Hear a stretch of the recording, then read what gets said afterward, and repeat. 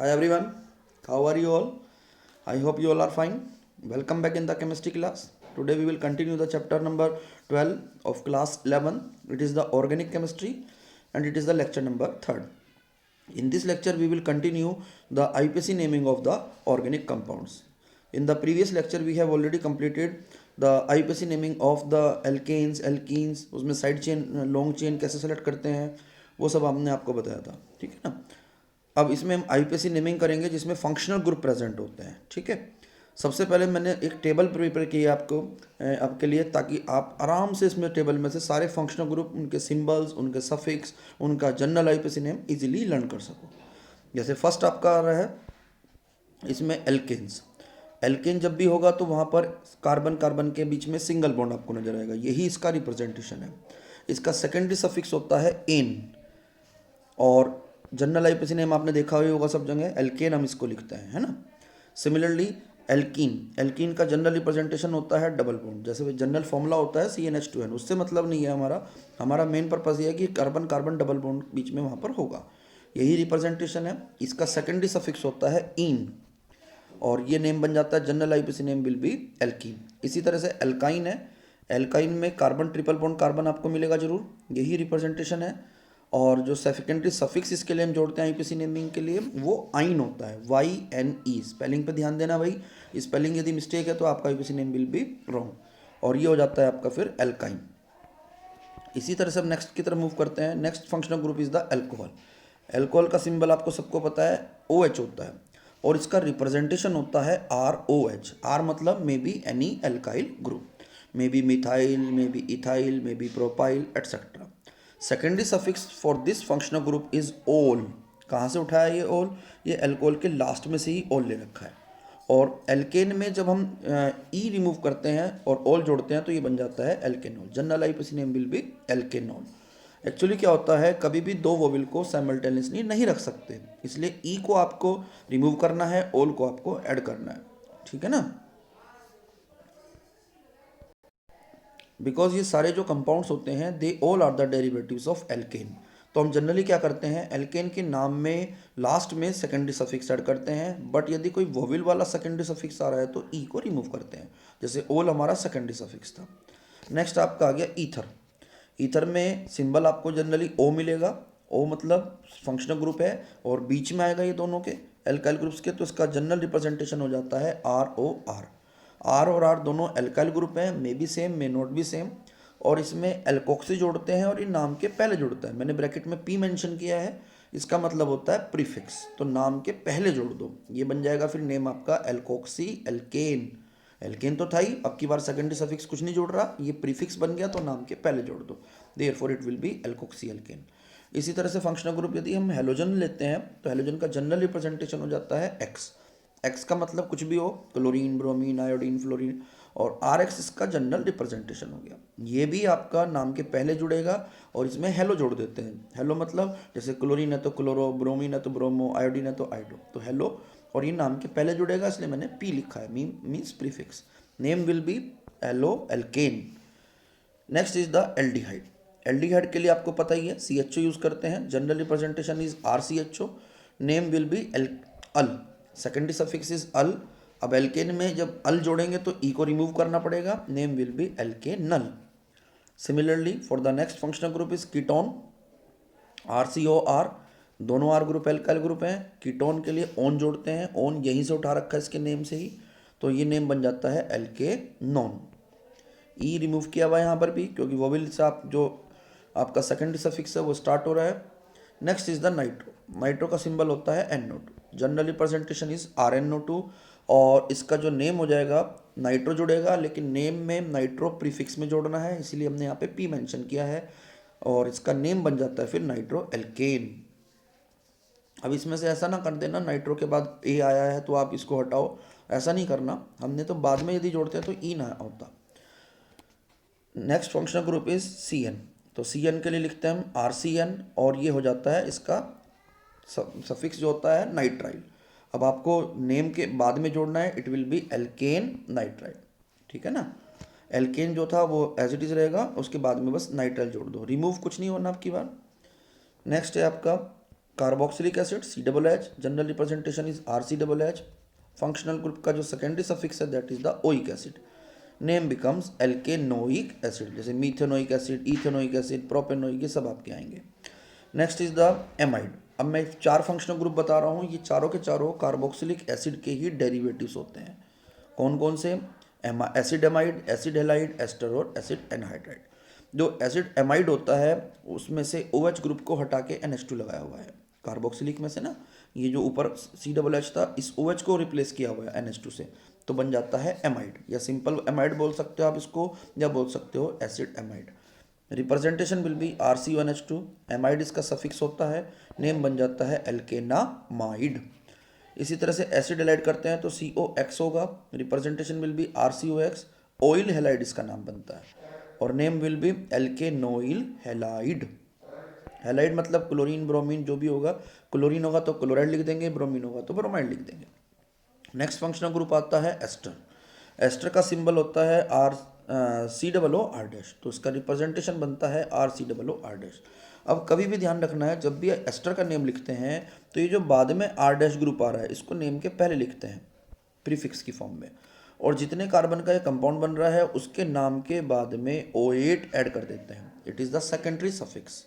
तो नेम बन जाएगा, एल्काइल तो पहले आ ही गया, और एल्केन जितने कार्बन का बन रहा है 2, 3, 4, तो उतने कार्बन के नाम में O8 जोड़ देते हैं। जैसे एक कार्बन हुआ तो मीथेनोइड, 2 कार्बन हुआ तो इथेनोइड, 3 कार्बन हुआ तो प्रोपेनोइड, इस तरह से। Next functional group is acid anhydride.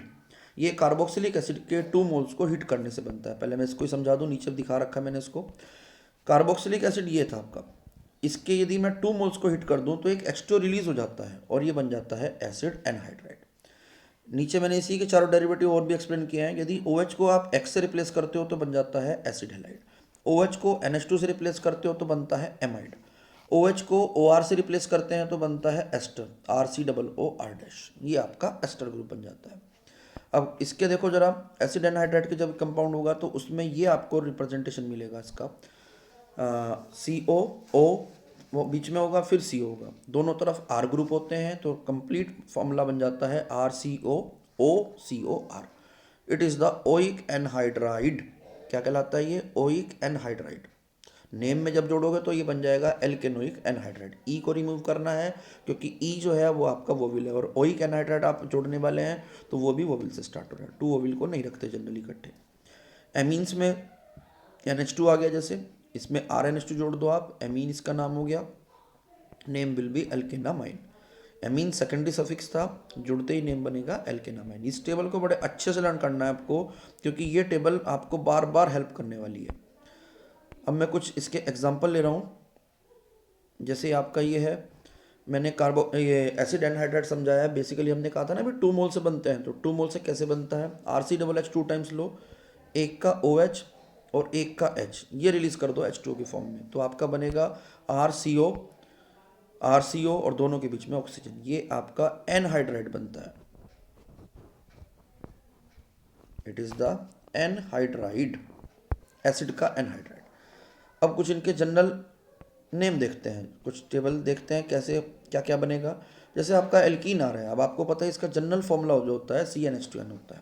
Generally आपको कभी ऐसा नहीं देंगे कि भाई सिंगल कंपाउंड दे दिया और भाई C5H10 इसका नाम बताओ, वो फंक्शनल ग्रुप भी देंगे, डबल बॉन्ड की पोजीशन भी देखेंगे। अब जैसे CH2 डबल बॉन्ड CH2 है, इसको हम क्या बोलते हैं? इथीन।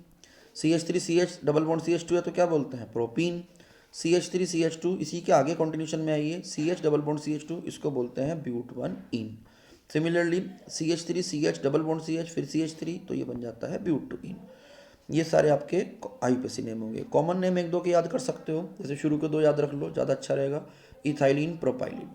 फिर अल्फा ब्यूटाइलिन है इसका नाम, वैसे नेक्स्ट वाले का है ब्यूटा ब्यूटाइलिन। एक्चुअली क्या होता है, टर्मिनल पोजीशन से जहाँ से डबल बॉन्ड होता है वहाँ से नंबरिंग हम करते हैं, तो अल्फा कार्बन कहलाता है। यदि अल्फा पे डबल बॉन्ड आ गया तो अल्फा ब्यूटाइलिन, और नेक्स्ट कार्बन पे आता है तो उसको फिर बोलते हैं beta butylene. Next is the alkyne, CnH2n-2 है। अब इसका फॉर्मूला, जैसे हमने सपोज कर लिया एक compound CH triple bond CH, common name इसका एसिटाइलिन होता है। IUPAC आप बनाओगे तो इथाइन। 3 कार्बन का कंपाउंड हो गया तो प्रोपाइन, 4 कार्बन का हो गया तो ब्यूटाइन। लेकिन ब्यूटाइन में पोजीशन मेंशन करो, 1 और 2 के बीच में यदि डबल बॉन्ड है टर्मिनल पोजीशन पे, जैसे ये ट्रिपल बॉन्ड आ रहा है, तो आपको 1 2 क्या है, तो इसका मतलब आपको सिर्फ और सिर्फ वहाँ पर 1 लिखना है। 2 और 3 के बीच में होता है तो वहाँ पर 2 लिखते हैं, ठीक है ना। तो नेम इस तरह से चेंज हो जाएंगे इनके। ये हो जाएगा ब्यूट टू आइन, लास्ट वाला कंपाउंड।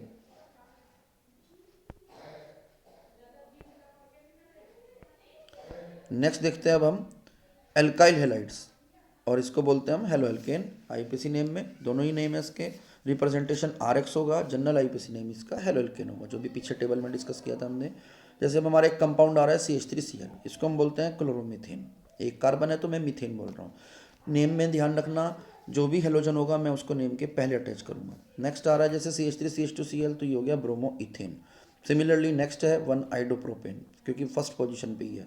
नेक्स्ट हो गया हमारा 2 आइडोप्रोपेन, ठीक। कॉमन नेम देख लो अब इन 3 4 कंपाउंड के। पहले में तो मिथाइल था, मिथाइल क्लोराइड। दूसरा हो जाएगा इथाइल ब्रोमाइड। तीसरा में नॉर्मल चेन बनी हुई है कार्बन की, it will B normal propyl iodide. अब इस वाले कार्बन पे, सेकंड कार्बन पे 2 CH3 आ रहे हैं, तो इसको हम बोलते हैं आइसो। 3 कार्बन है तो प्रोपाइल आयोडाइड। नेक्स्ट है हमारे कुछ कंपाउंड CH2Cl2 है जैसे, तो इसको हम बोलते हैं कॉमन नेम में मिथाइलिन क्लोराइड, और आईपीसी बन जाएगा डाई क्लोरोमीथेन, क्योंकि एक ही कार्बन है।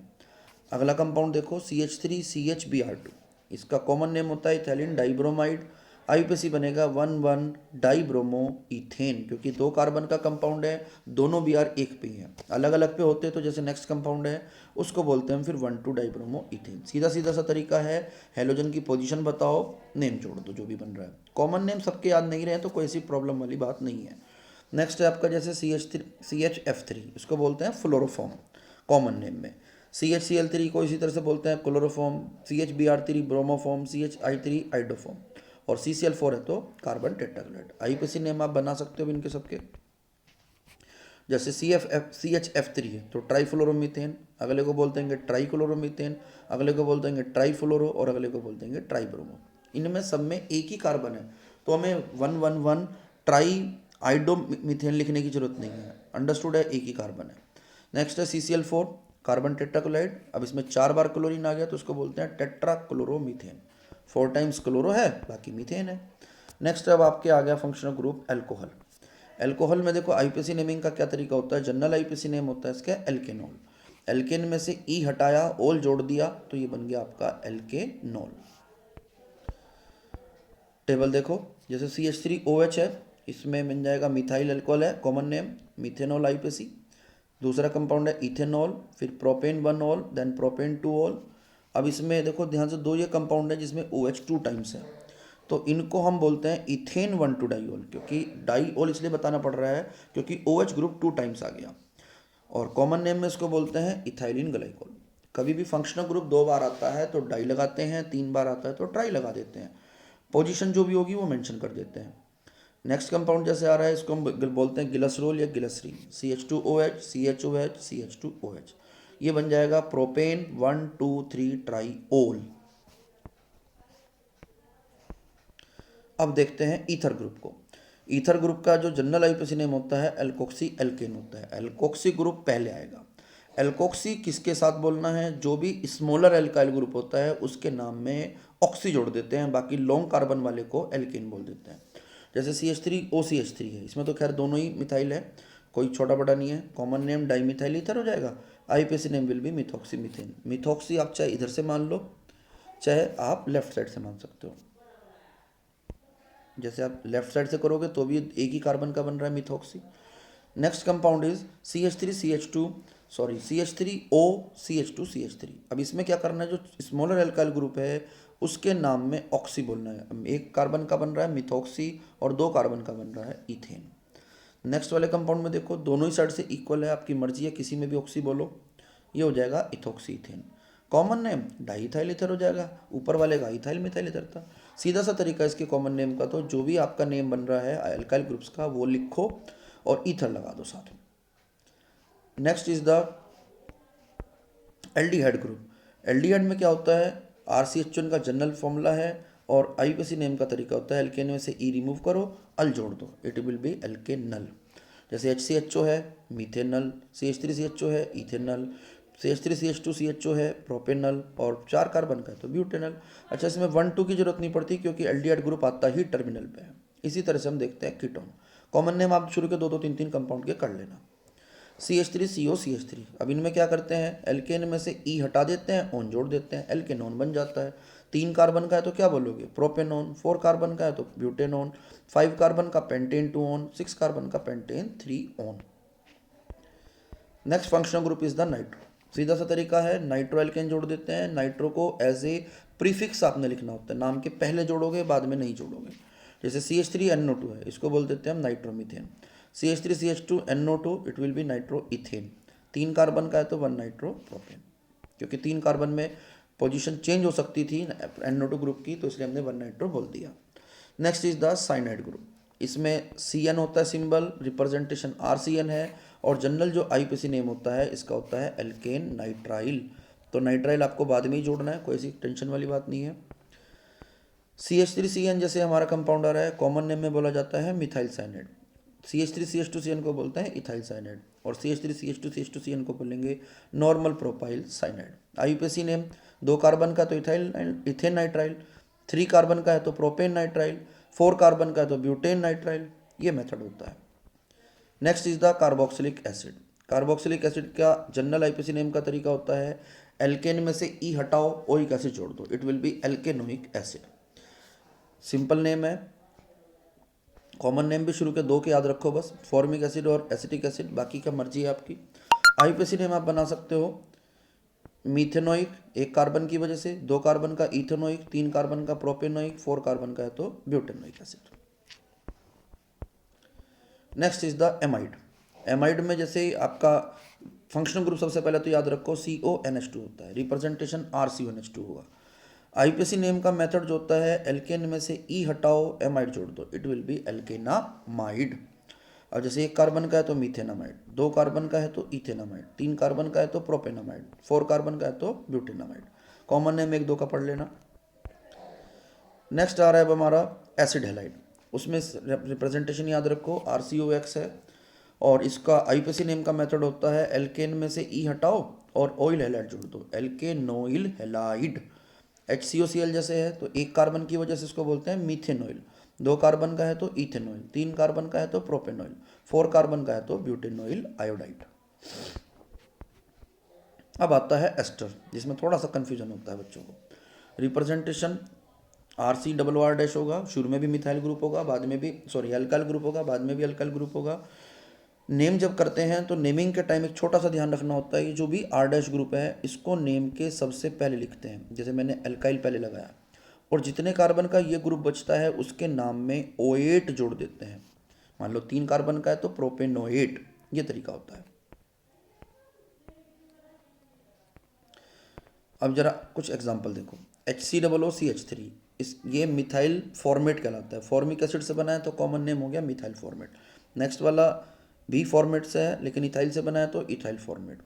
नेक्स्ट हो गया इसी तरह से CH3COOCH3, it is methyl acetate. Then CH3COOCH5, it will be ethyl acetate. IUPAC की बात देखो जरा, IUPAC में ये मिथाइल ग्रुप था, ये नाम के पहले आएगा तो मिथाइल मीथेनोइट हो जाएगा। दूसरा हो गया इथाइल, तो ये हो गया इथाइल इथेनोइट। तीसरा हो गया ये मिथाइल है, 2 कार्बन का कंपाउंड है तो मिथाइल इथेनोइट, और अगला हो जाएगा इथाइल इथेनोइट। थोड़ी सी प्रैक्टिस करना भाई IUPAC की, विदाउट IUPAC नेमिंग में प्रैक्टिस के कुछ नहीं चलता। नेक्स्ट आ रहा है एनहाइड्राइड। एनहाइड्राइड का सिंबल आपको पता है COOCO, और रिप्रेजेंटेशन हो जाता है RCOOCOR। नेम बनाने का मेथड, एल्केन में से हम ई रिमूव करते हैं, ओइक एसिड ऐड करते हैं, correct. It the name will be alkanoic anhydride. जितने भी कार्बन का एसिड होता है उसके नाम में ओइक एनहाइड्राइड जोड़ देते हैं। ओइक एसिड तो नहीं रहा, वो एनहाइड्राइड बन गया तो एनहाइड्राइड अटैच करना है आपको। जैसे हमने HCO होल ट्वाइस O लिखा है तो उसका नेम हो जाता है फॉर्मिक एनहाइड्राइड, और 1 कार्बन के एसिड से बना हुआ है तो ये कहलाता है मीथेनोइक एनहाइड्राइड। इसी तरह से 2 कार्बन का ये कंपाउंड है, इसको हम ऐसे लिख सकते हैं CH3COOCH3CO, तो 2 कार्बन के एसिड से साफ बना हुआ दिख रहा है तो इथेनोइक एनहाइड्राइड हो जाएगा। और अगला जैसे उसमें एक छोटा सा चेंज किया हुआ है यहाँ पर, जस्ट अ मिनट, उसमें ये आपका कार्बन नहीं है, एक CHCO है और एक आपका है CH3CO। तो एक तो आपका 2 कार्बन एसिड से बना हुआ है, एक आपके सिंगल कार्बन एसिड से बना हुआ है। तो एक सिंगल जो कार्बन वाला बनेगा तो एक कार्बन का एसिड क्या कहलाएगा, एक कार्बन का एसिड कहलाता है फॉर्मिक एसिड और 2 कार्बन का कहलाता है इथेनोइक। तो कॉमन नेम हो जाएगा फॉर्मिक एसिटिक एनहाइड्राइड। आईयूपीएसी में अब अल्फ़ाबेटिकली लिखते हैं, वो थोड़ा ध्यान रखना होता है। तो ये क्या कहलाएगा, मीथेनोइक इथेनोइक एनहाइड्राइड, है ना। It will be methanoic ethanoic anhydride. Amines देखते हैं जल्दी से। रिप्रेजेंटेशन होता है इनका RNH2। एल्केन में से नेमिंग का मेथड क्या होगा, ई हटाओ एमाइन जोड़ दो, इट विल बी एल्केनामाइन। जैसे CH3NH2 है तो मीथेनामाइन, CH3CH2 है तो इथेनामाइन और CH3CH2CH2NH2 है तो इट विल बी प्रोपेनामाइन। अब जैसे ये था RNH2 को बोलते हैं कभी भी ना, ये सारे के सारे अमोनिया के डेरिवेटिव माने जाते हैं। अब यदि यहाँ पर RNH2 था तो इसको बोलते हैं प्राइमरी अमीन। यदि मैं इसमें एक H हटा दूँ और एक R और लगा दूँ तो ये कहलाता है सेकेंडरी अमाइन। अब सपोज करो इसी में एक H और हटा दें हम, एक R और लगा दें तो ये बन जाता है टर्शरी अमीन। 3 तरह के अमीन्स होते हैं, प्राइमरी, सेकेंडरी और टर्शरी। तो ये वाला टर्शरी अमीन कहलाएगा। तीनों ही एमाइंस हैं, इनके सबके नेम अब हमें करने हैं। प्राइमरी वालों का हम कर चुके हैं। सेकेंडरी में देखो CH3NHCH3 है, कॉमन नेम, दोनों तरफ मिथाइल है तो डाईमिथाइल अमीन हो जाएगा। अगले का देखते हैं कॉमन नेम, पहले आईपीएसी इकट्ठे देखते हैं फिर। CH3CH2NHCH3 तो ये हो जाएगा इथाइल मिथाइल अमीन, एक तरफ इथाइल है एक तरफ मिथाइल है। अगले में दोनों तरफ ही इथाइल आ रहा है तो ये हो जाएगा डाई इथाइल अमीन। अब आईपीएसी नेम देखो, उसमें पहले में N पे मिथाइल आ रहा है, it will B N methyl मीथेनामाइन। दूसरे में N पे मिथाइल है और 2 कार्बन का एमाइन है तो 2 कार्बन के एमाइन को बोलेंगे इथेनामाइन, N मिथाइल इथेनामाइन। कभी भी N इसलिए लिख रहे हैं हम यहाँ पर क्योंकि नाइट्रोजन की नंबरिंग नहीं कर सकते हम कभी भी। कार्बन होता तो हम नंबरिंग करते, तो नाइट्रोजन पे पोजीशन तो बतानी ही पड़ेगी ना फंक्शनल ग्रुप की, तो N से रिप्रेजेंट कर देते हैं। नेक्स्ट कंपाउंड है जैसे CH3CH2NHCH2CH3 तो इसको बोलना पड़ेगा N इथाइल इथेनामाइन। और लास्ट है आपका टर्शरी अमीन, इसमें तीनों ही आपके मिथाइल हो गए। तो अब की बार कुछ ऐसे कह लो, स्ट्रक्चर इसका ऐसे है, N CH3 पे एक N है, दो CH3 ग्रुप है। तो ये आपका हो गया मिथेनामाइन और N पे 2 बार मिथाइल है तो इसको बोलना पड़ेगा आपको NN डाई मिथाइल मीथेनामाइन। नेक्स्ट है जैसे CH3 2 टाइम्स है, यहाँ पर 2 टाइम्स बना दो और एक है C2H5। तो अब की बार जो लॉन्गेस्ट कार्बन चेन है वो C2H5 वाली है तो इसको हम बोल देंगे इथेनामाइन। लेकिन NN पे 2 बार मिथाइल है तो ये होगा NN डाई मिथाइल इथेनामाइन। ये देख लो सेकंड वाला नेम जो है NN डाई मिथाइल इथेनामाइन। तीनों ही इथाइल कर दिए तो NN डाई इथाइल इथेनामाइन। ये थे आपके आईयूपीएसी, कुछ फंक्शनल ग्रुप्स के हमने किए आज, सब कंप्लीट हो गए। इस वीडियो को अच्छी तरह से देखो, अच्छी तरह से इन फंक्शनल ग्रुप की प्रैक्टिस करो। कोई प्रॉब्लम है तो मुझे कमेंट करके बताना ताकि नेक्स्ट टाइम उस वीडियो में मैं ये भी चीज़ आपकी कवर करूँ। कोई भी प्रॉब्लम रही हो तो फंक्शनल ग्रुप की, और इनको अच्छे से पढ़ो। मेरी वीडियो को लाइक करो, शेयर करो ज़्यादा से ज़्यादा। चैनल पे नए हो तो सब्सक्राइब भी करो ताकि आपको नए लेटेस्ट अपडेट मिलते रहें। बेल आइकन को भी प्रेस कर देना। Bye bye, see you in the next video.